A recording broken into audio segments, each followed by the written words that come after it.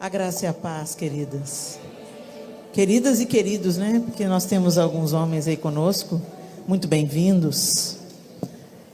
Glória a Deus. Que bênção, gente. Finalmente chegou o tempo de Deus. E o tempo de Deus é sempre melhor do que o nosso. Embora a gente não goste muito de esperar às vezes. Mas estamos aprendendo. Amém? Está aprendendo mesmo?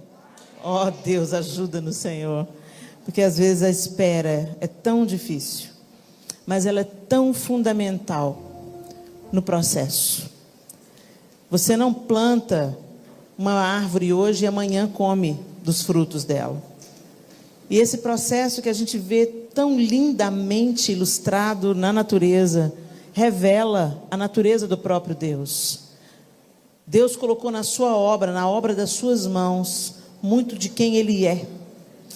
O artista, quando você vai numa galeria de arte, você vê uma exposição fotográfica, ou quando você lê uma obra literária, ou quando você vai numa exposição de pintura ou escultura, você pode saber que por trás daquela obra, o artista deixou muito de si, muito de quem ele é, muito daquilo que ele está atravessando. Alguns livros são praticamente autobiográficos, às vezes ele passou por coisas e ele coloca ali como uma ficção, coisas que ele viveu. E é tão lindo isso, e não é diferente com o Criador de todas as coisas. Quando a gente olha para a natureza, na maneira como as coisas acontecem, nos processos naturais, a gente vê muito do caráter de Deus, de quem Ele é. Ele não é a sua obra. Deus não é o sol, Deus não é a lua, igual algumas pessoas dizem, né? Deus é o sol, Deus é a lua, Deus é as estrelas, Deus é a natureza. Não, a natureza e tudo que é criado foi criado pelas mãos do autor e consumador da vida, mas certamente muito dele, está expresso através da natureza. Os céus manifestam a glória de Deus, o firmamento anuncia as obras de suas mãos. E na natureza, algo que é muito comum nós percebermos é os processos.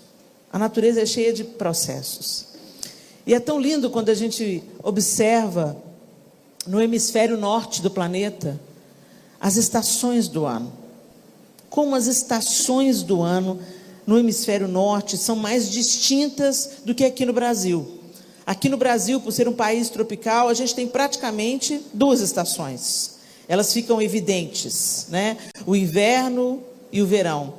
Só que até aqui dentro do Brasil, nosso inverno e nosso verão são distintos. A gente vinha conversando com os pastores no carro, e aí ele disse que aqui em Sergipe, o inverno é caracterizado pela chuva, E em Minas é justamente o contrário. Em Minas não chove no inverno, é frio e seca. No sul do Brasil, frio e seca. Na região sudeste, frio e seca. E no nordeste e norte, chuva. E aí vocês acham que é frio, 20 graus.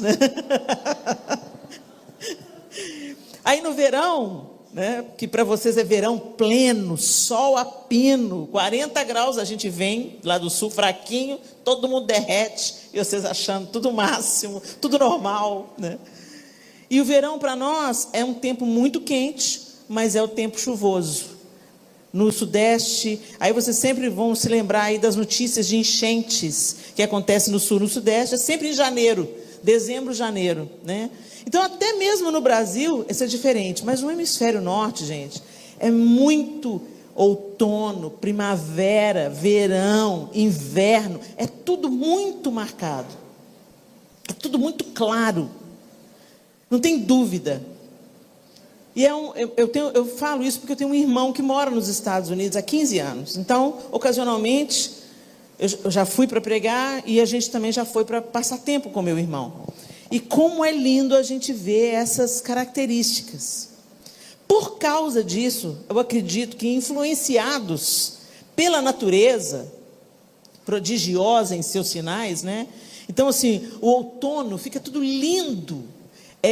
As árvores ficam vermelhas, amarelas, e alaranjadas. Então, às vezes, você está viajando na estrada assim, você vê pouco verde, mas tudo vermelho, amarelo e alaranjado. Esse processo dura umas 3 semanas. E depois as folhas todas caem. Aí vem o inverno. As árvores, você olha para ela, parece morreu. Não tem uma folhinha para contar a história. Elas ficam secas, sem folha nenhuma, e escuras. Árvores negras. E você olha para ela e fala assim, secou, morreu, não tem vida aí mais. Mas quando vira para a primavera e neva, e fica aquele cenário lindo também, mas cinzento.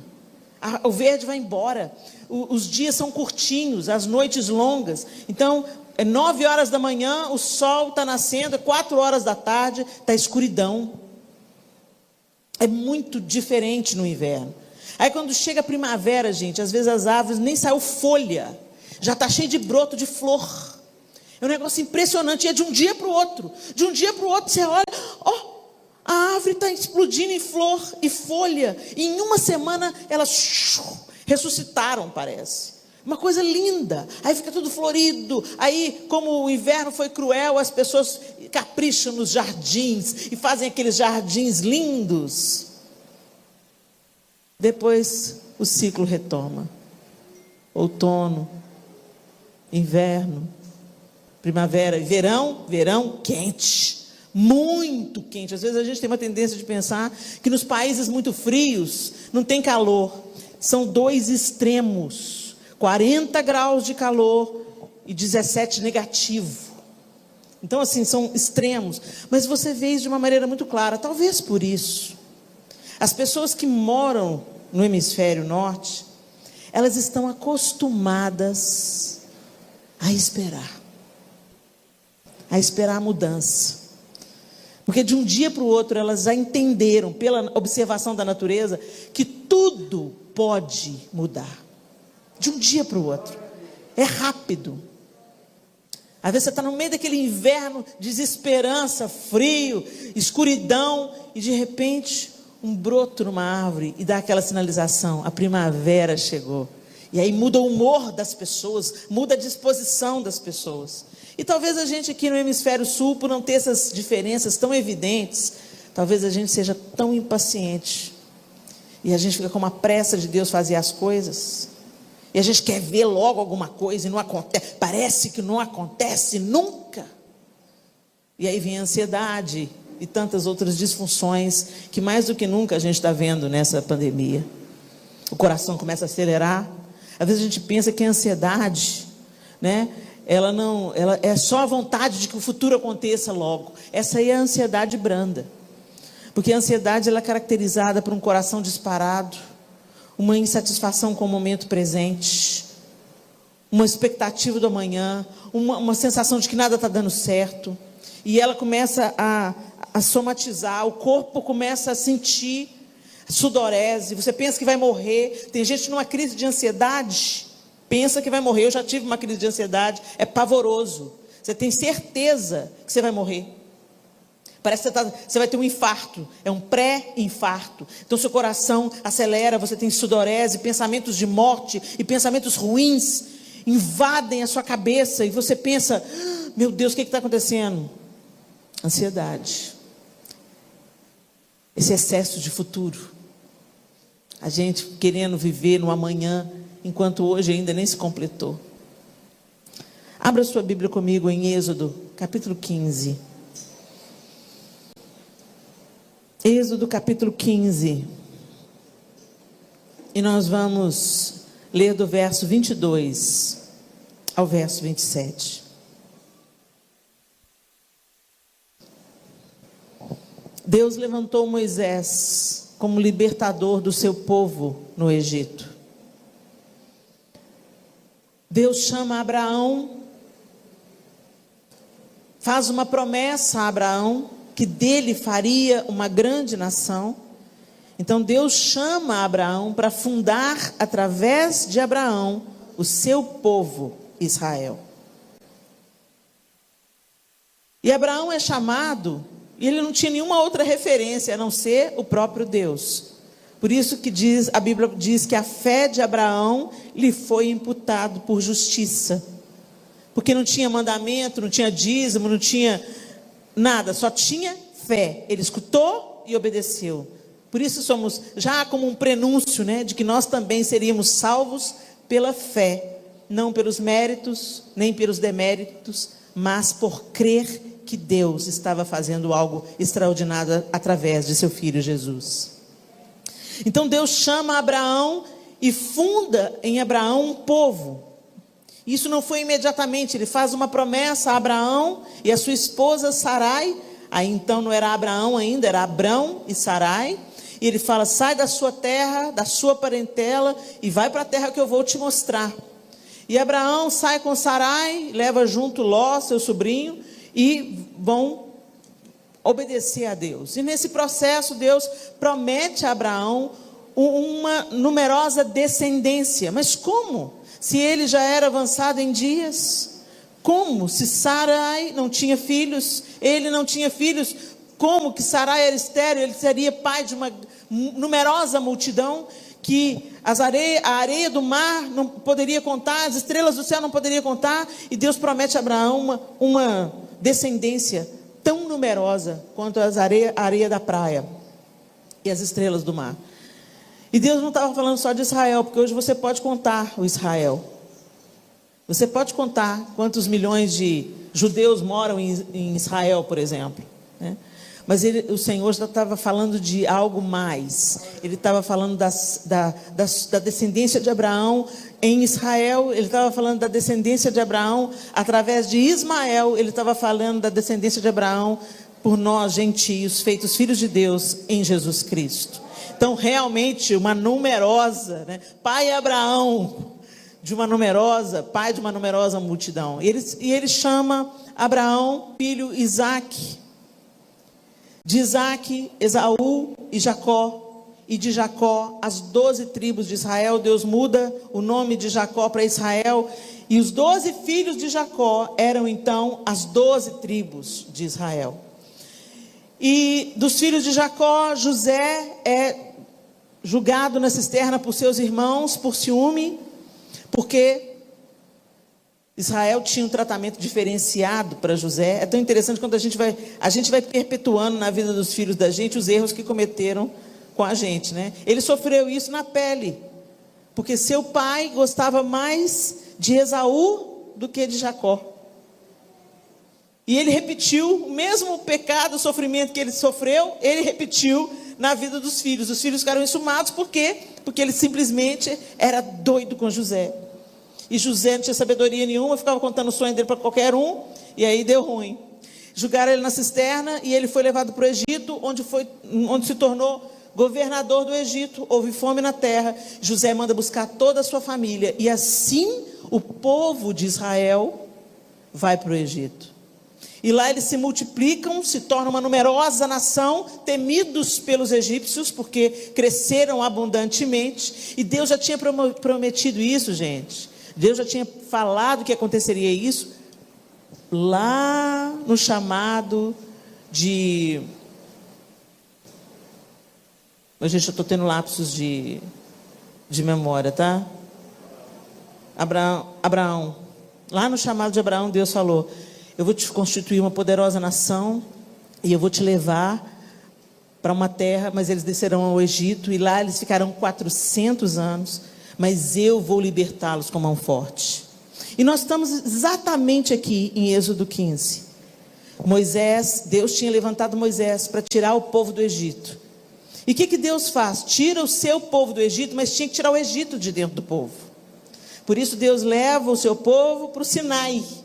E lá no Sinai, Deus daria ao seu povo novas leis e estatutos. Por quê? Porque eles estavam contaminados com a forma de viver dos egípcios. Isso era tão real, que foi só Moisés demorar um pouco com as tábuas da lei lá em cima do monte, que eles já fizeram um bezerro de ouro e falaram que era o Deus deles. Porque eles tinham que dar uma imagem para tudo, porque eles viram os egípcios fazendo isso. Mas Deus acabara de executar juízos sobre as divindades egípcias. Cada praga do Egito simboliza um juízo de Deus sobre uma divindade, inclusive Faraó, porque Faraó era considerado como um deus. Então por isso que a última praga foi a morte dos primogênitos, inclusive de Faraó, mostrando que Faraó não era Deus. Ele não podia salvar o seu próprio filho da ira de Deus. Então, cada praga do Egito era também uma execução de juízo sobre uma divindade egípcia. Mas apesar do povo de Israel estar vendo isso tudo, eles passaram 400 anos. José, seus irmãos, Israel, ficaram lá no passado. Eles ouviam pela tradição oral. Mas agora Deus estava levantando alguém que foi criado dentro da casa de Faraó, Moisés. E ele libera o povo. E aqui nós estamos em que lugar? Indo para o Sinai. Mas assim que acabaram de atravessar o Mar Vermelho, quer dizer, eles acabaram de... Nós estamos aqui no capítulo 15, no verso 22. O mar acabou de abrir. Os cavaleiros de Faraó morreram e eles viram a manifestação do poder de Deus. Ok? Verso 22. Depois Moisés conduziu Israel desde o Mar Vermelho até o deserto de Zur. Durante 3 dias caminharam no deserto sem encontrar água. Então chegaram a Mara, mas não puderam beber das águas de lá porque eram amargas. Esta é a razão pela qual o lugar chamava-se Mara. E o povo começou a reclamar a Moisés, dizendo: que beberemos? Moisés clamou ao Senhor, e este lhe indicou um arbusto. Ele o lançou na água, e esta se tornou boa. Em Mara, o Senhor lhes deu leis e ordenanças, e os pôs à prova, dizendo-lhes: se vocês derem atenção ao Senhor, o seu Deus, e fizerem o que ele aprova, se derem ouvidos aos seus mandamentos e obedecerem a todos os seus decretos, não trarei sobre vocês nenhuma das doenças que eu trouxe sobre os egípcios, pois eu sou o Senhor que os cura. Depois chegaram a Elim, onde havia 12 fontes de água e 70 palmeiras, e acamparam junto àquelas águas. Olha que extraordinário e que sutil.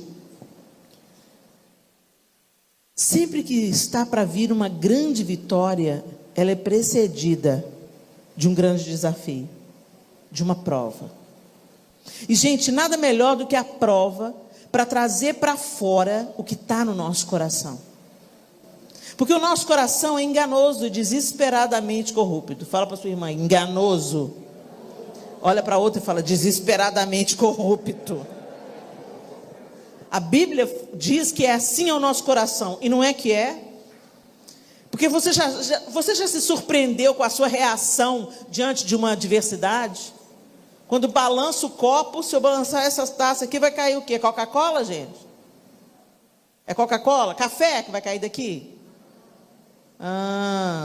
Um Guaraná, talvez, champanhe. Vai cair água. Por quê? Porque está cheio de água. Quando sai para fora, é só a manifestação do que está dentro. A crise revela o nosso caráter e o conteúdo do nosso coração.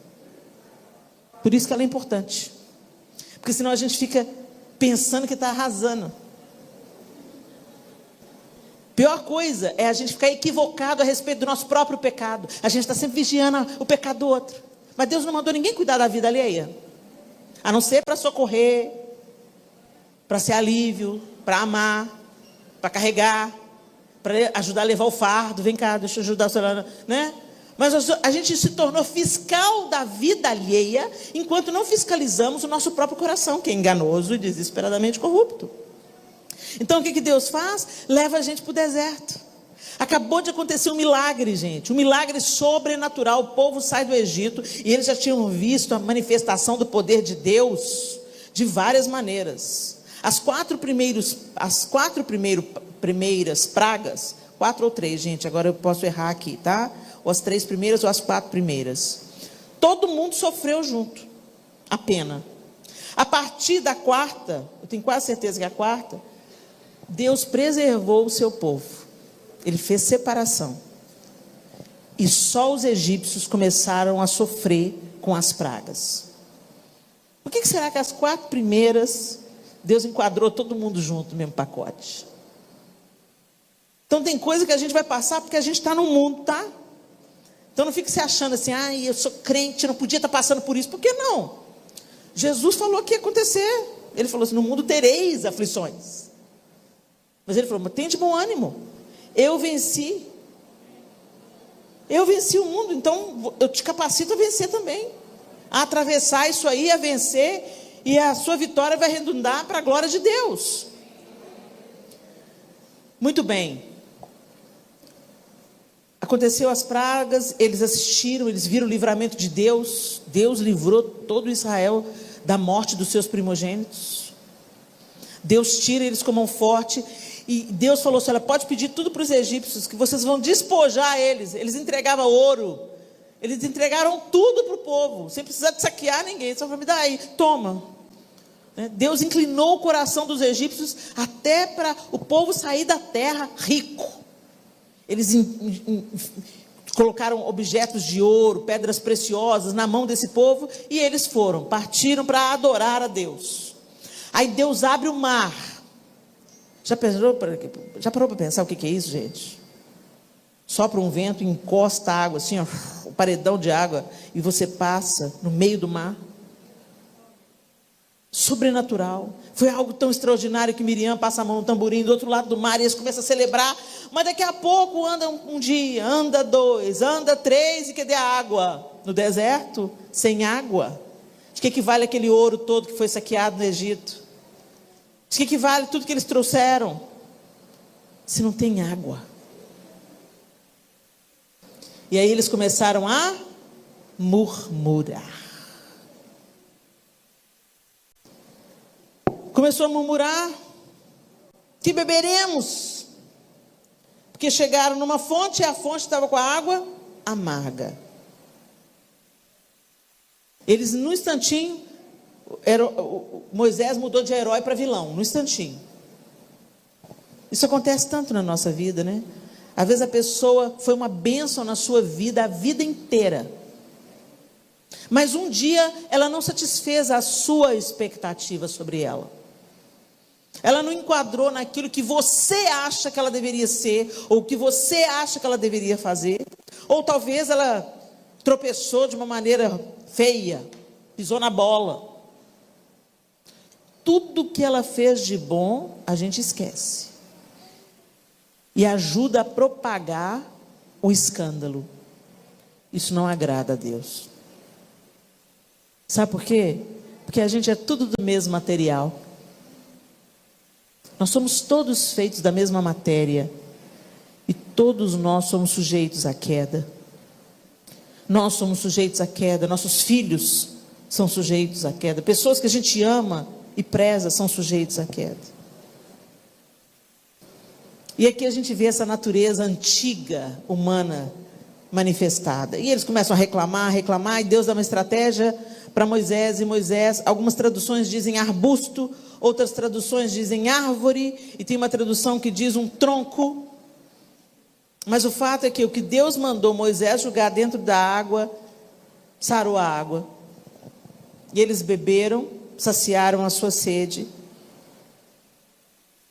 E aí o Senhor fala para eles, se vocês derem atenção ao Senhor, se vocês derem atenção ao Senhor, o seu Deus, e fizerem o que Ele aprova, se derem ouvidos aos seus mandamentos, e obedecerem a todos os seus decretos, não trarei sobre vocês nenhuma das doenças que eu trouxe sobre os egípcios, pois eu sou o Senhor que os cura. Aqui Deus está dando uma nova perspectiva para eles, já introduzindo o que Ele iria fazer lá no Sinai. Ele já começou a preparar o coração do povo, o caminho do povo, sinalizando para eles que a partir daquele tempo, deixando o Egito para trás, eles teriam que viver de um outro jeito. Essa pandemia está sendo um deserto muito oportuno. e que está trazendo o que estava oculto no nosso coração à tona. Tem gente que foi embora da igreja e nunca mais vai voltar. Tem gente que se acomodou e só vai assistir o culto através da transmissão online, porque pode assistir o culto comendo pipoca, de pantufa, pijama, e não vai precisar de aguentar os seus irmãos crentes chatos.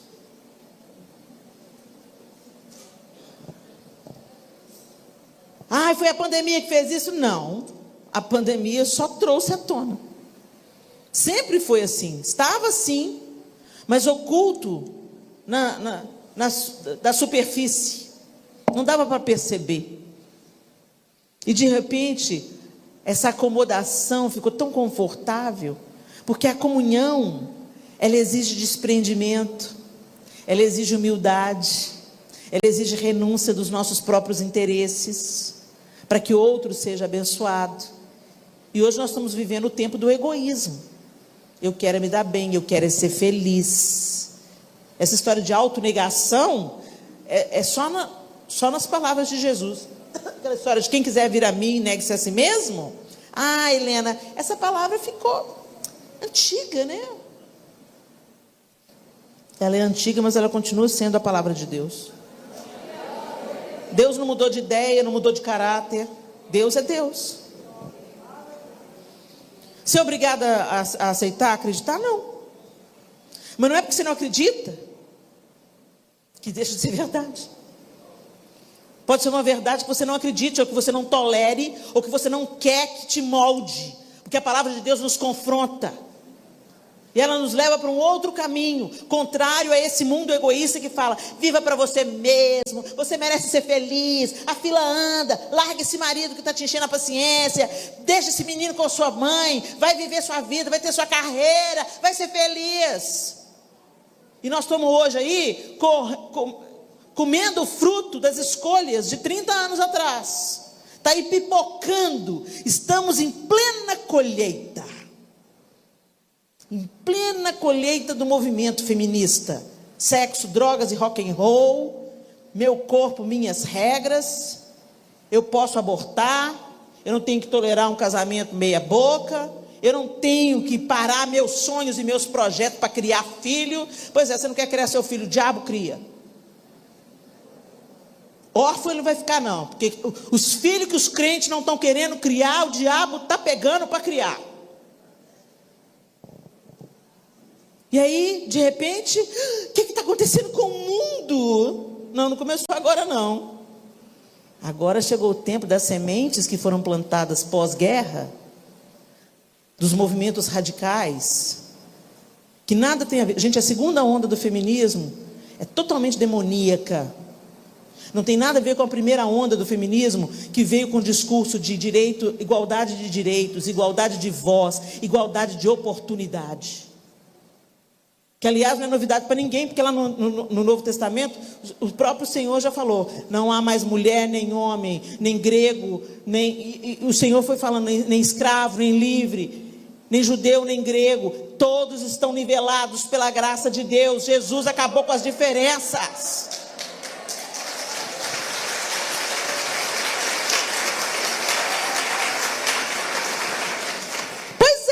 Mas acontece que não é isso que está na prática. Não é isso que está na prática, porque o povo não está vivendo o evangelho. Porque se o evangelho estivesse sendo pregado e vivido, não precisaria de vir as ideias do diabo. Sexo, drogas, rock and roll, você merece ser livre. Uma pseudo-liberdade que só está escravizando ainda mais. Praticando o maior feminicídio de todos, porque o feminismo mata o feminino. As mulheres mandam mais que os homens, bebem mais do que os homens, estão morrendo mais do coração que os homens, empataram com os homens em padrão de infidelidade conjugal. Só falta coçar, gente, desculpa o termo, porque estão masculinas, não no que os homens têm de virtude, no que os homens têm de pior. Elas se igualaram a eles. Tem um rapaz que dirige para a gente lá em casa, e ele está com 30 anos. Ele viu o Miguel, meu filho de 22, casando, e ano que vem, se Deus quiser, o Arthur com 22 vai casar. Aí ele falou, se os meninos estão casando, eu estou ficando para titio, Helena. Eu falei assim, mas você está caçando menina embalada, menina de Deus embalada, você não vai achar não, filho. Converte, conserta a sua vida com Deus, põe sua boca no pó e vai buscar de Deus uma esposa. Aí ele falou assim, pior que é mesmo, né? As meninas, eu conheci uma menina legal, fiquei com ela. Nossa, menina legal. Vamos namorar? Ela falou assim, não, vamos ficando.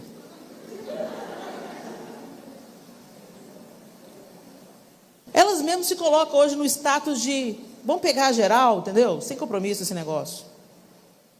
Só que elas esquecem que as curvas vão embora, a idade chega, ela não é mais um brotinho. Vira abóbora depois da meia-noite. E aí que é o príncipe encantado. Gente, nós estamos vivendo um tempo muito complicado. Mas é tudo colheita de um ensino equivocado, distanciado das Escrituras. Por isso eu quero te falar, a palavra de Deus é a palavra de Deus. E o problema que está rolando aí é porque as pessoas não estão tendo acesso à liberdade que Jesus conquistou para nós. A plenitude que Ele conquistou para nós. Se as pessoas estivessem vivendo o Evangelho, mulheres não eram espancadas nem mortas. Se as pessoas estivessem vivendo o Evangelho, mães estariam ensinando aos seus filhos que isso sim é empoderamento feminino. Quando você ensina e forma a próxima geração de homens. E ensina eles a tratarem a próxima geração de mulheres com dignidade e respeito. Ensina a próxima geração de mulheres que elas não precisam de concorrer e disputar poder com o homem. E que é a mãe que apresenta aos filhos a autoridade masculina. E quando ela não faz isso, dá ruim. Porque os meninos crescem sem referencial. E a sua sexualidade pode ser afetada. Tantas coisas. Nada novo debaixo do sol. Porque a gente não quer se submeter. A gente não quer viver processos. A gente não quer caminhar a segunda milha, dar a túnica e também a capa. E praticar o Evangelho de Jesus Cristo. Os processos existem para nos forjar. Primeiro revela o que está dentro. E revela o que está dentro para quê? Para a gente não se ensoberbecer. Para a gente entender que a gente tem as nossas limitações, aquelas coisas que, poxa, a gente pensou que a gente estava na clareza, e quando a gente vai ver, a gente estava na escuridão. E uma reação da gente mostra isso. O desânimo, a incredulidade mostra isso.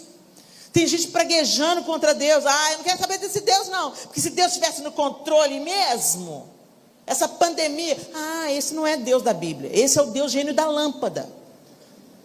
Aquele que você imaginou na sua cabeça, que tem que fazer todas as suas vontades. Você ora, jejua e dá o dízimo, esfrega a lâmpada 3 vezes. E vem o Deus gênio da lâmpada e satisfaz os seus desejos. Isso é um Deus customizado, não é o Deus da Bíblia. Ou então Deus Papai Noel. Se você fizer tudo certinho, ganha estrelinha e presente no Natal. Então se você sabe obedecer os mandamentos, a lei, tudo, Deus tem a obrigação de te salvar, de te cuidar, de te proteger. Gente, Deus não nos deve nada. Ele nos deu o seu único filho.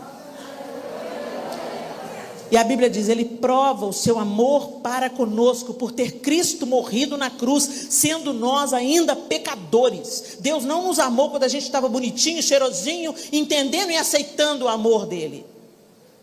E é esse mesmo prumo que Ele colocou para a gente, como eu vos amei, vocês vão amar uns aos outros. Vocês vão amar o imundo, vocês vão amar aquele que me despreza. Exatamente como vocês estavam antes de entender o meu amor. Mas a gente tem um amor seletivo. A gente ama os irmãos que são tudo cheirosinho e ama a Deus como a gente ama. Isso não tem nada a ver com o cristianismo e o Evangelho de Jesus Cristo. O Evangelho de Jesus Cristo põe a mão na massa, desce na sarjeta. Porque Ele começou dando o exemplo. Ele deixou o céu, a glória e encarnou. Só isso é descer para a sarjeta. E habitou entre nós durante 30 anos. Sendo o quê? Sendo gente. Mas a gente acha que a gente está acima dos normais, somos os sobrenaturais. Cristãos. Tão lindos. Tão puros. Misericórdia, sangue de Jesus tem poder. queima ele, sela com a tua salvação, misericórdia. Olha que travecão, oh Jesus, tem compaixão.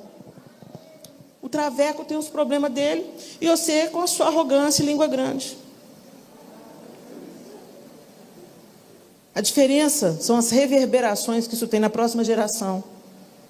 Isso é sério. Porque quem peca com pecado sexual, e pecado sexual é adultério também, viu gente?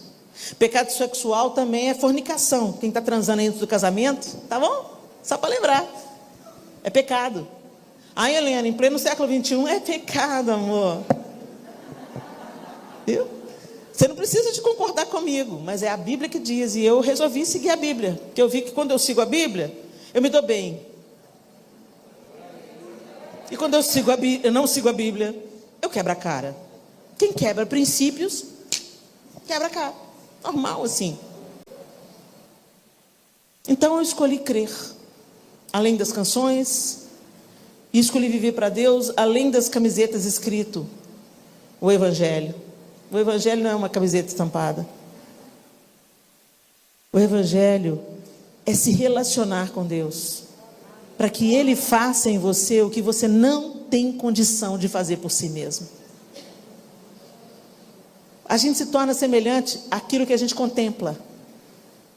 E se você contempla Deus, você vai se tornando cada vez mais parecido com Ele. E isso não é um fardo, isso é um fato. Agora, se você não contempla Deus, não acha que você no seu esforço você vai conseguir. O que você consegue no seu esforço, você consegue por um tempo e te deixa arrogante, porque o que nós conquistamos em santificação só pelo nosso esforço e não com o nosso esforço aliado à dependência de Deus, nos envaidece. A gente pensa, eu sou melhor do que fulano, porque eu oro 3 vezes por dia. Eu faço jejum, eu vim para o ciclo de oração.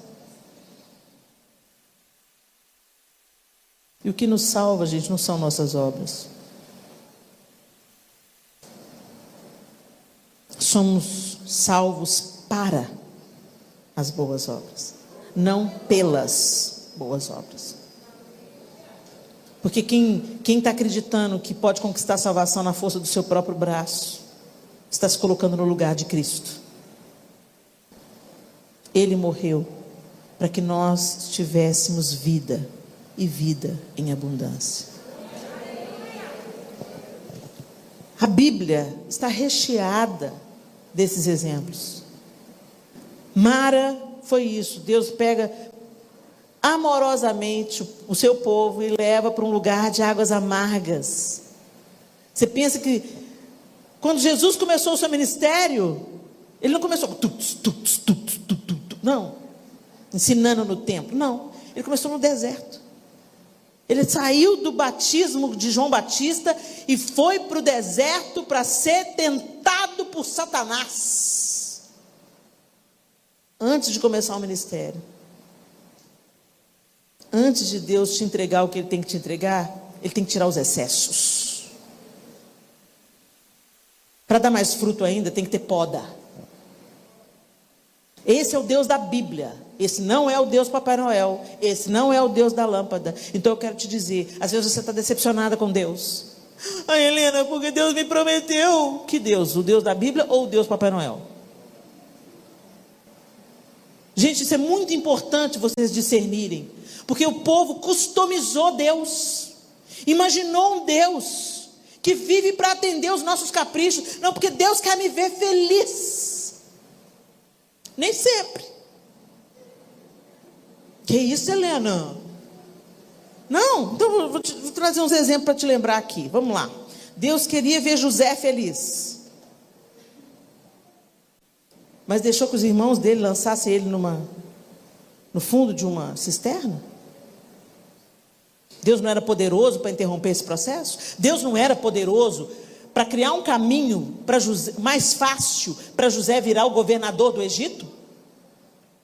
Deus não tem poder para isso, gente? Deus tem. Então por que Deus levou José para a cisterna. Depois Deus fez uma caravana de egípcios levar ele para o Egito, ser vendido como escravo. Depois ser injustamente acusado pela mulher de Potifar, preso e esquecido numa cadeia por 11 anos. Cadê o poder de Deus? O poder de Deus estava sobre José, sustentando José e forjando o caráter de José.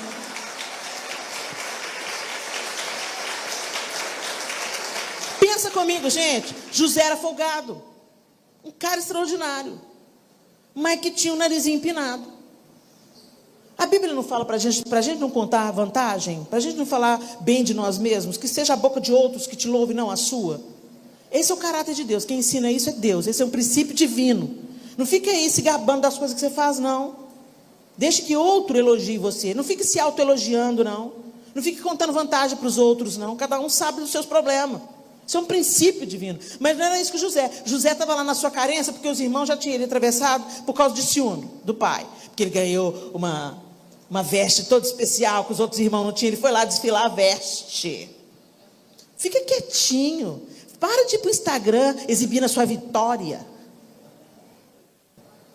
Às vezes Deus tem que te podar, porque você fica lá contando vantagem, você não sabe que o outro está faltando comida em casa, e você fica lá exibindo a sua bênção.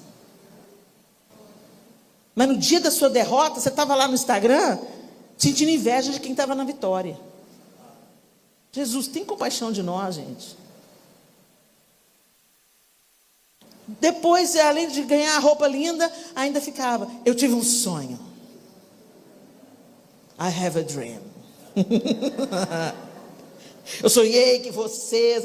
Gente, até o pai dele falou assim, eu, sua mãe, nos curvando diante de você. Gente, Deus estava mostrando para José, não era para ele ficar abrindo a bocona dele, contando vantagem. Deus estava dando uma promessa que talvez ia encorajar ele no dia da cisterna. Deus dá a promessa, não é para você ficar se sentindo superior aos outros, não. Às vezes Deus te conta, te antecipa alguma coisa, te dá um spoiler, para você guardar aquilo como uma esperança, e aguentar firme no dia da tribulação. Não é para você ficar exibindo, olha como é que eu sou poderoso, Deus vai me levantar na terra. Fica caladinho para Jesus te dar vitória. Mas enquanto José estava ali, ele foi sendo despido da arrogância. Como é que você continua arrogante dentro de uma cadeia? Ele deve ter tido várias crises, com certeza, gente. Mas nenhuma delas foi desperdiçada. Quando chegou a hora certa, ele era um homem íntegro. Ele era um homem curado, tratado, para assumir o cargo e a responsabilidade que Deus estava entregando a ele. Ele foi o responsável por preservar toda a sua família, todo Israel do extermínio. Moisés, antes de ser o libertador do Egito, olha, Deus tem uma passagem, gente, que Deus fala assim, que Moisés era o homem mais paciente da terra. O próprio Deus fala isso sobre Moisés. Você é o cara mais paciente que tem na terra. Mas sabe esse paciente, o que ele fez antes de ser o cara mais paciente da terra? Matou um egípcio. Porque viu a briga entre o egípcio e um hebreu, tomou as dores do hebreu e matou o egípcio, o cara mais paciente da terra. E por causa disso, teve que sair fugido. Teve que ficar 40 anos apacentando o rebanho de Jetro. Treinamento.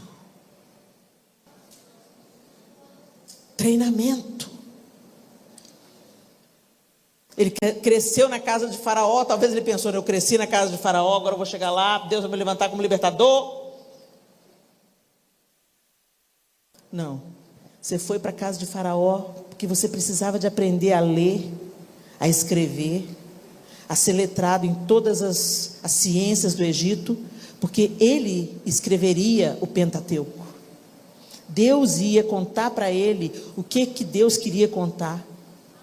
E ele ia ter que registrar a história.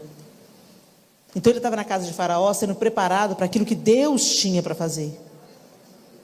Primeiro ele passa pelo Nilo, depois pela casa de Faraó, depois pelo deserto, para depois se tornar o libertador do Egito. Josué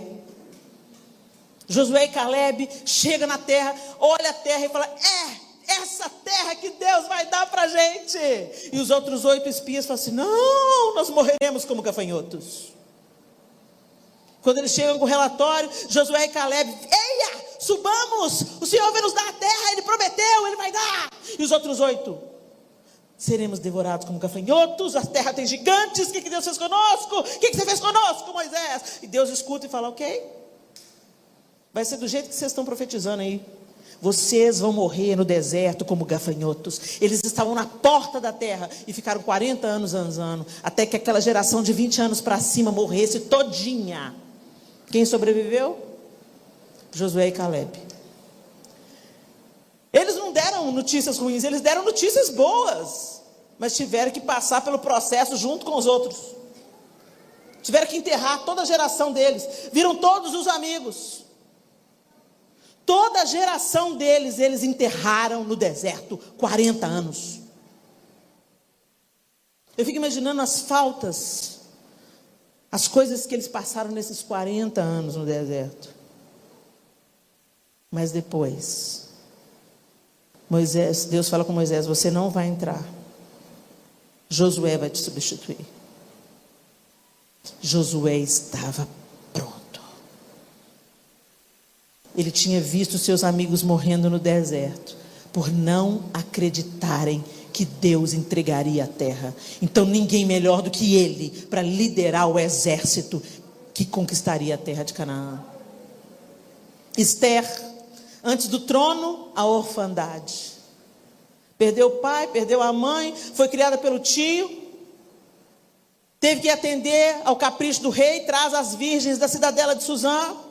Teve que passar por um ano de processo de banho de olhos, sem saber se ia ser aceito ou não. Não tinha plano, não tinha objetivo. Ela ia servir a um homem estranho, rei, mas estranho. Não foi o homem que ela sonhou para ela, não foi o homem que ela planejou. Ela podia ser rejeitada por ele e se tornar só mais uma no harém dele, sem direito a ter uma outra vida. Mas Deus estava preparando Esther para livrar todo o seu povo do extermínio. Tornou-a rainha, não antes de ser preparada. É tão interessante que Esther tinha tudo para ser amarga. Mas o que chamou a atenção de Hegai, o eunuco do rei, é que ela era agradável. Ela tratava todo mundo com gentileza, mesmo na situação inóspita dela. E por isso, Hegai a favoreceu. Conhecendo os gostos do rei, ele sugeriu o que ela deveria usar. E isso tornou a rainha. Às vezes é um pouco espinho, né, querida? Seja gentil, isso vai abrir portas para você. Davi, antes de Golias, a rejeição do seu irmão. Antes de enfrentar Golias, Davi teve que enfrentar Eliabe. A que vieste aqui? E a quem deixaste aquelas poucas ovelhas no deserto? Eu bem conheço a presunção do seu coração, e sei que você veio para ver a peleja. Ele desfere o tanto de ofensa, ridiculariza o que Davi faz. E Davi só foi ali para pegar a notícia dos irmãos e levar para o seu pai, para tranquilizar o coração de Jessé. Antes de enfrentar o gigante, Davi teve que enfrentar alguém, a inveja, dentro da sua própria família. Você já pensou o que é isso, gente? Nesse contexto cultural, o irmão mais velho é o herói. E Eliabe tinha porte de rei. Então você imagina o Davizinho, pastor, orgulhoso do irmão. Meu irmão Eliabe é o cara. Meu irmão Eliabe tem porte de rei. Meu irmão Eliabe tem porte de guerreiro. E ele era tão imponente que até Samuel foi na onda. Quando olhou para Eliabe, eis aí o ungido do Senhor. O Senhor, não. Não vai se impressionando com a aparência, não, porque eu vejo o coração. E eu estou rejeitando o coração de Eliabe. E aí dá para entender porque que Deus rejeitou o coração de Eliabe. Porque quando Davizinho foi ungido rei, a inveja de Eliabe veio à tona. E isso justifica o discurso dele em cima do irmão. Mas Davi estava tão de boa que virou para ele e disse: o que eu te fiz? O que é isso agora? Não tenho tempo para isso não. O que é que o rei falou que vai dar aí para quem matar o gigante? Davi foi esquecido pelo próprio pai. Ele só foi trazido porque Samuel insistiu. Não tem mais nenhum filho. Todo mundo gosta de ver as vitórias de Davi, mas quantos anos ele fugiu de Saul, da inveja e da ira de Saul? Helena, por que Deus fez isso? Deus unge o menino, levanta o menino, ele vence Golias, depois Saul começa a perseguir ele por inveja, e Deus permite isso, se não estou enganado, por 15 anos. E Davi saindo fora, e Davi saindo fora, e Davi saindo fora, tendo a oportunidade de matar Saul. E por que ele não matava Saul? Porque ele tinha consciência de que Deus tinha ungido Saul, e que era a mão de Deus que tinha que destituir Saul. E ele se submeteu à perseguição, se submeteu a morar no deserto, se submeteu a ser um fugitivo, sendo um herói de guerra da sua própria nação, ele se tornou um fugitivo, para não se tornar um novo Saul. Você pode ver que Davi inaugurou um outro caminho de pecado, mas ele não caiu nos mesmos buracos que Saul caiu, porque a mão de Deus estava forjando e ensinando Davi a ser o que Saul não era. Sabe o que era o problema de Saul? Saul não se arrependia. Saul errava e ficava apresentando justificativa. Ele falou, não, mas foi o seu Deus. Ele falava para Samuel, o seu Deus falou que era para fazer isso. Não, mas não era. Que balido de ovelhas é esse, Saul? Não, eu trouxe para sacrificar o Senhor. Mas o Senhor mandou matar tudo. Não, mas eu trouxe para sacrificar. Ele nunca admitiu, eu errei. Não, Samuel está demorando, deixa eu ir lá oferecer sacrifício. Davi, na hora que caiu a ficha nele do pecado de Betseba, na hora que o profeta Natan fala, você é esse homem, na mesma hora ele se arrependeu, amargamente. Ele não tinha medo de dizer, a culpa foi minha, eu errei, eu pequei contra o Senhor, e fiz o que era mal perante os seus olhos. A grande diferença, aquela perseguição, tornou Davi um homem capaz de se arrepender do seu próprio pecado. Jesus, antes da redenção da humanidade, o Calvário. Antes da ressurreição, o túmulo. Se Deus não poupou o seu próprio filho, para que a sua vontade boa, perfeita, agradável e muito mais abrangente do que o seu próprio umbigo, onde a gente tirou essa ideia de que Deus quer me ver feliz, mesmo vivendo uma vida porca?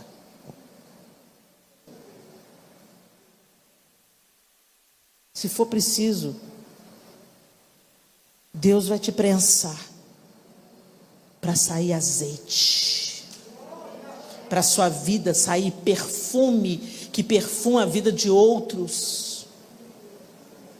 Deus não governa o seu mundinho particular, Deus governa as galáxias, Deus governa todas as coisas, e tudo que Ele faz tem um propósito maior do que apenas nós mesmos. Passa por nós, nos cura, nos alcança, nos transforma, nos liberta, nos sara, nos levanta, nos encoraja e transborda. É para algo maior, mas a gente está modelado dentro de um mundinho egoísta, enquanto o próprio Deus é totalmente altruísta, porque Deus amou o mundo de tal maneira que Ele deu. Mas a gente não quer dar nada, a gente só quer receber. Que cristianismo é esse, gente? É tempo de nós entendermos que há tempo de chorar, há tempo de sofrer, há tempo de perder. Mas o lindo é saber que nas mãos do Senhor, nem a nossa perda nem o nosso luto, nem a nossa lágrima, nem a nossa dor ficará infrutífera. Deus faz com que todas as coisas cooperem conjuntamente para o bem daqueles que amam a Deus, para aqueles que são chamados segundo o seu propósito. Ele te esmaga hoje para você não se perder amanhã. Ele te aperta hoje para você não abusar de outro amanhã. Ele permite uma perseguição hoje para você não se tornar um perseguidor amanhã. E nós estamos expostos à maldade do mundo. Consequência da queda. Não é Deus que está aí, ó, te perseguindo e vou fazer você sofrer.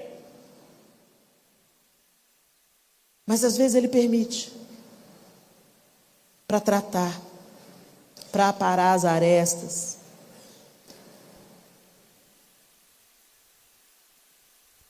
Tem 7 anos que eu oro pela minha filha mais velha, uma menina preciosa, com promessas de Deus para ela. Ela foi consagrada no altar, gerada debaixo de oração, alegria na nossa casa.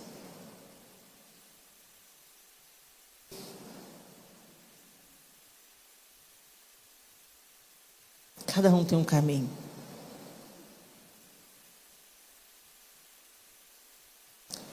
E eu me lembro que eu fiz a Deus um pedido radical, quando eles eram crianças. Eu falei: Deus, que os meus filhos te amem mais do que eu te amo, e que eles te sirvam mais do que eu te sirvo.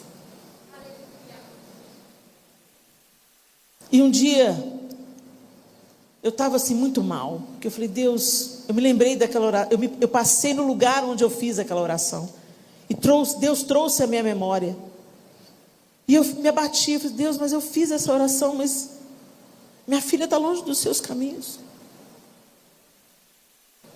Na mesma hora que eu pensei isso, eu estava no banco de trás de um carro, e 2 amigas no banco da frente conversando sobre outros assuntos. Eu não estava prestando atenção, porque eu estava totalmente absorta nos meus pensamentos e nas minhas memórias em relação àquela oração. Na mesma hora que eu pensei isso: Deus, mas eu fiz aquela oração, mas minha filha está longe dos seus caminhos. A minha amiga que estava no volante falou para a outra que estava do lado dela: mas onde abundou o pecado, superabundou a graça. Às vezes o caminho, ela não sabia dos meus pensamentos, ela não sabia o que estava dentro de mim. Elas estavam falando de outras pessoas, de outros assuntos. Ela falou assim: às vezes o caminho para uma pessoa amar a Deus é o sofrimento. E eu falei: meu Deus, que oração perigosa que eu fiz. Mas então eu vou continuar crendo e confiando que ela vai te amar mais do que eu te amo, e te servir mais do que eu te sirvo. Nesse processo, como Deus me quebrou e tem quebrado. Vou me envaidecer de quem? De quê? Eu sou uma bênção na vida de milhares de mulheres, mas não consegui livrar minha própria filha.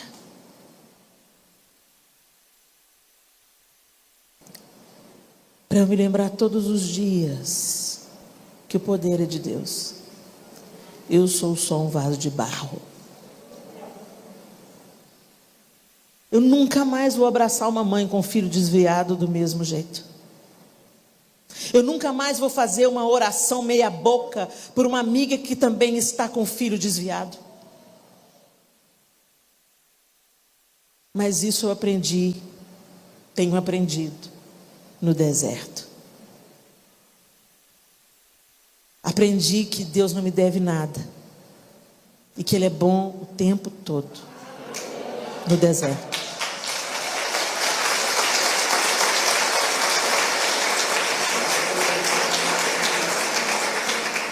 E que Ele tem um tempo perfeito para todas as coisas. Ele não se atrasa nem se antecipa. Ele tem o tempo nas suas mãos. É o tempo que se submete a Ele. Ele não está preso ao espaço-tempo. se nada acontecer do jeito que eu espero que aconteça, ainda assim Ele é digno de toda honra, toda glória, todo louvor eternamente. Ele é digno, Ele é digno, Ele é digno, Ele é digno. Ele não poupou o seu próprio filho. Ele viu os pecados do mundo inteiro sobre o seu filho. O que eu passo não é nada comparado a isso. Feche os seus olhos.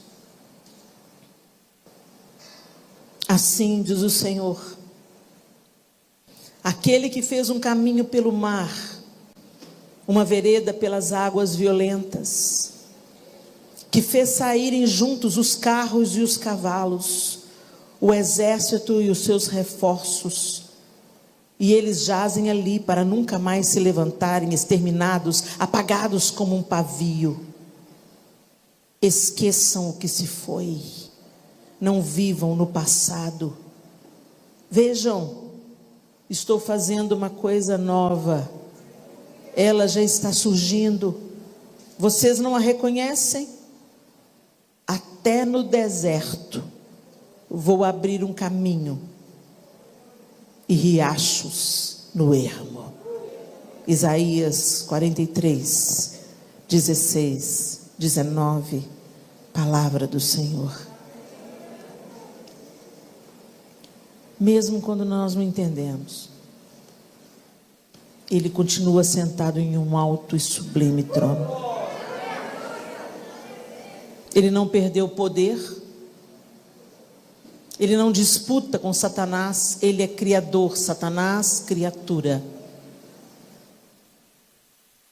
E quando nós contemplamos a palavra de Deus, nosso coração se aquieta, porque nós não estamos vivendo nada de que essa palavra já não nos tenha alertado. Os desesperados são aqueles que não conhecem as Escrituras. O relógio de Deus está andando. Os acontecimentos estão se precipitando. E tudo o que Ele falou está acontecendo. Olhem para a figueira. Contemplem o que o Senhor está fazendo. E se lembrem da nossa esperança.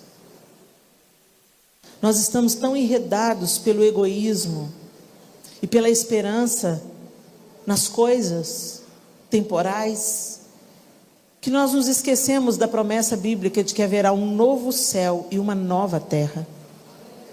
Que o governo de justiça e retidão, que aguardamos ansiosamente que seja estabelecido, não pode ser estabelecido por homem algum, por mais bem intencionado que ele seja.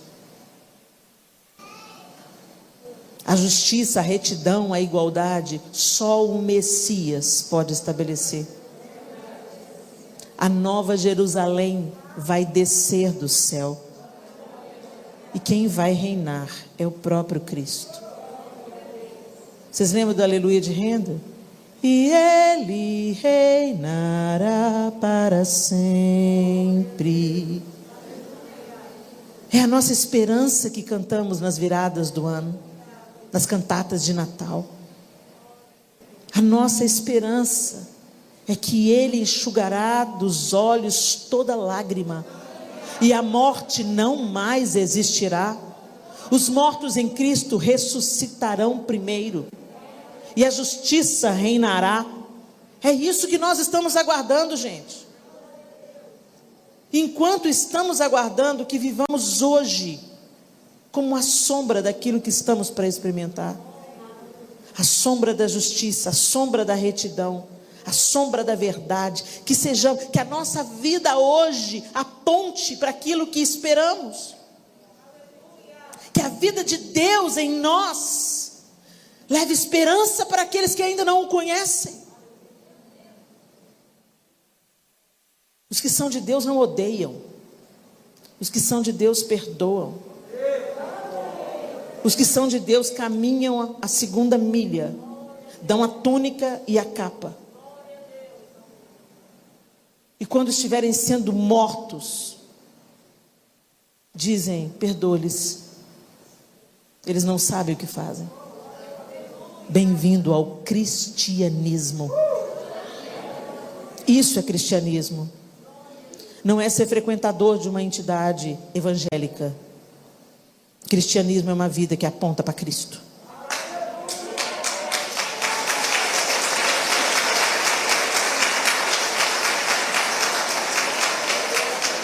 Helena, mas eu não consigo. Cola nele. Se aproxime dele. Quando você anda muito junto com uma pessoa, você acaba ficando parecida com ela. Você pega o mesmo jeito de falar, o mesmo jeito de vestir, o mesmo jeito de sentir. Por isso que ele veio fazer reconciliação.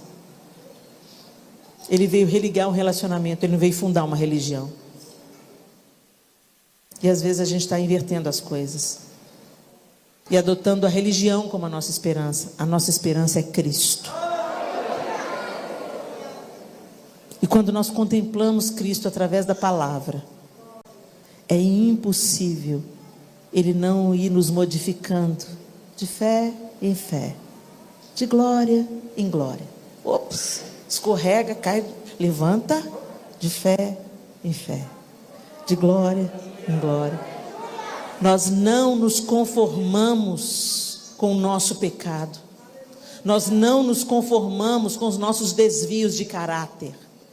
E nós estamos buscando santificação para que outros sejam abençoados através da nossa vida. Quando a gente está buscando santificação, a gente está livrando o mundo das nossas ruindades. Isso é santificação. Que o Senhor nos ajude. Fique de pé, vamos orar. É tempo.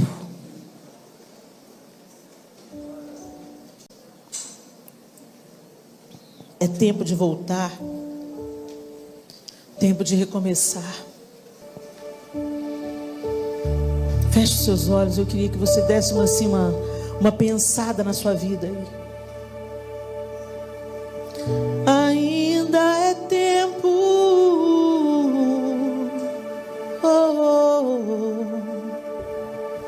ainda é tempo.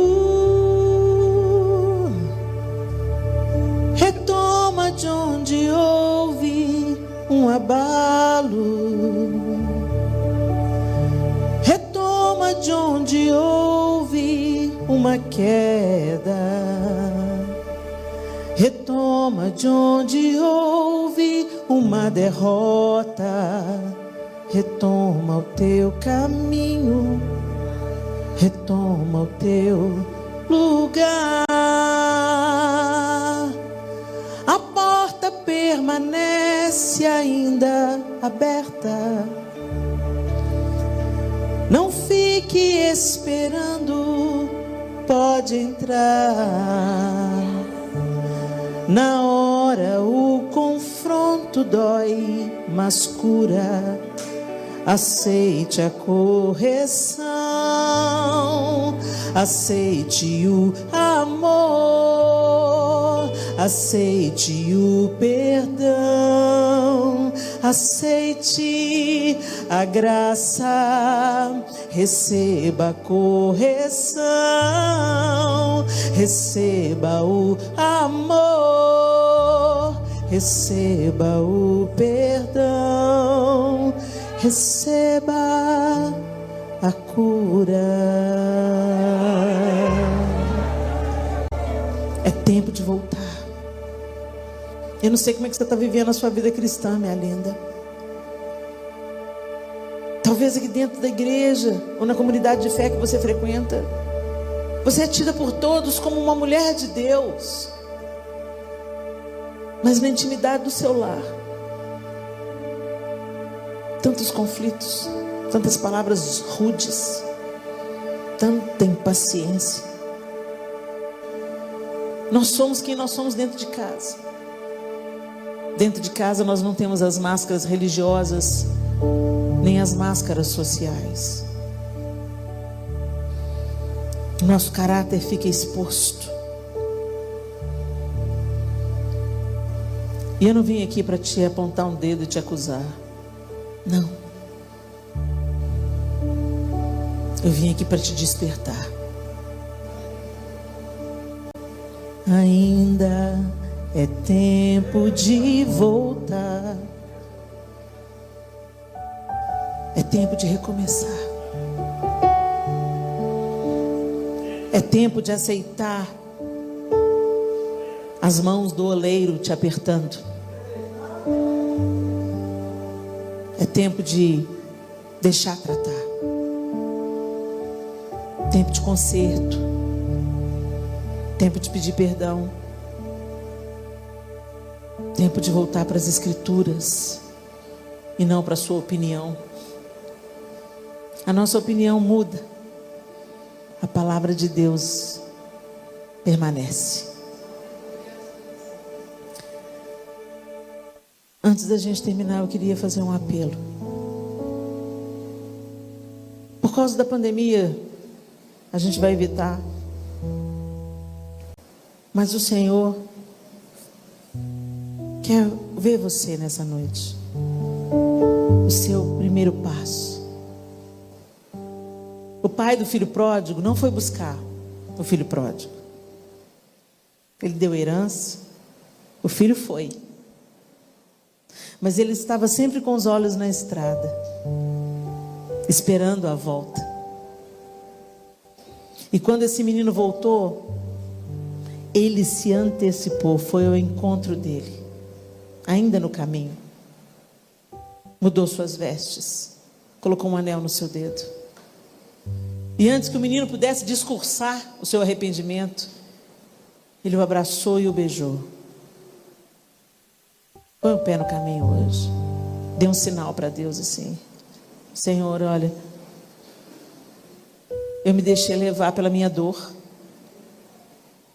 Eu me deixei levar pela desesperança. Eu confesso, Senhor, que eu fiquei até brava, revoltada, sabe, com o Senhor. Eu esqueci que eu sou humana, independente, que eu só acordo todas as manhãs porque o Senhor é que me dá fôlego de vida.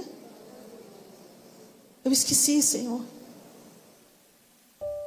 Me perdoa, Deus, porque eu não tenho sido um reflexo do Senhor na minha vida cotidiana, na minha casa, para os meus filhos, para o meu marido, para minha mãe, para o meu pai. Me perdoa.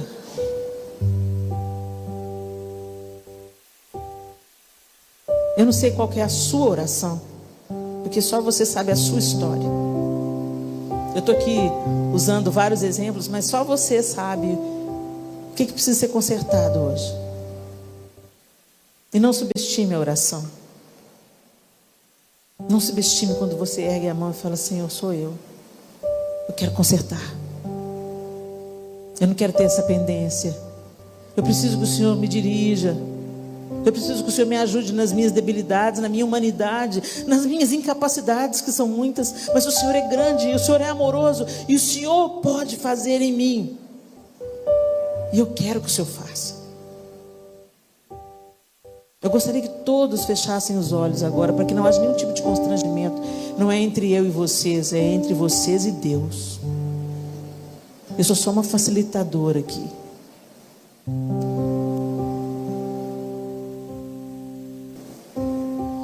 Se você acha que nessa noite você precisa de recomeçar, talvez você, sem querer, customizou Deus. Mesmo sem perceber, você está se relacionando com um Deus imaginário, o Deus Papai Noel, o Deus gênio da lâmpada, não o Deus da Bíblia. Aliás, você nem para diante da Bíblia para conhecer mais Deus. São tantas coisinhas, coisas pequenas, mas ninguém tropeça em montanha.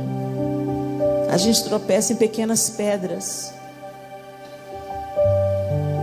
E deve ter conserto nessa noite. Não perca a oportunidade, porque a gente não sabe o dia de amanhã.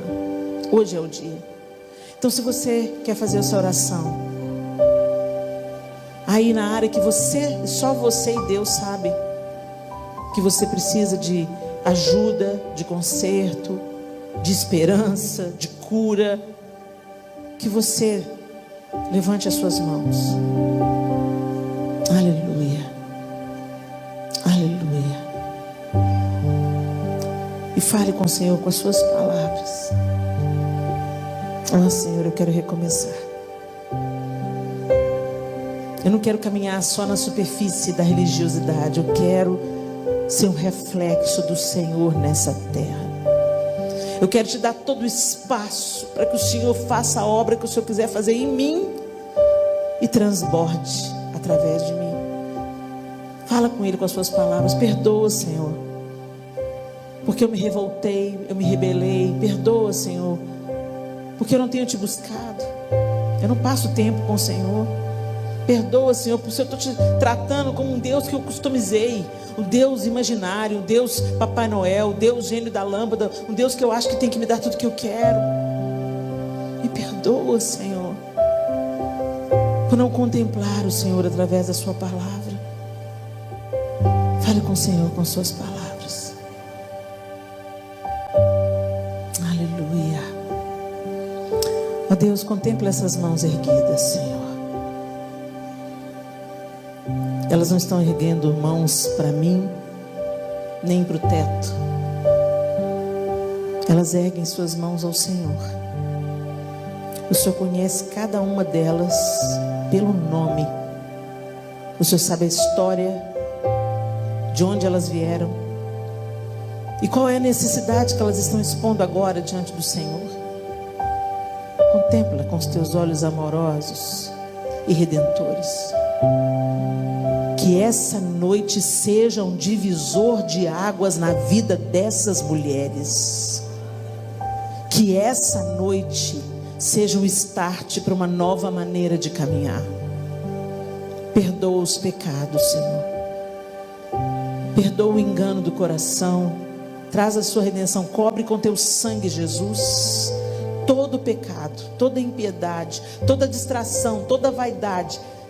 Purifica agora tudo que não é teu e inaugura um novo tempo na vida dessas mulheres. Eu libero essas mulheres na autoridade do nome de Jesus, para elas avançarem, para elas prosperarem na vida com o Senhor. Que elas cresçam em sabedoria, em graça diante dos teus olhos, e que o Senhor levante essas mulheres como instrumentos do Senhor, por onde elas andarem, testemunhos do Senhor, em nome de Jesus, Senhor. Em nome de Jesus, libera sobre elas agora, Senhor, o teu perdão e autoridade para que elas avancem, cresçam diante do Senhor. Que elas sejam fortalecidas, preenchidas de esperança, e que mesmo no meio da adversidade elas vejam a tua mão amorosa, em nome de Jesus. Amém e amém. Aleluia. Deus abençoe vocês.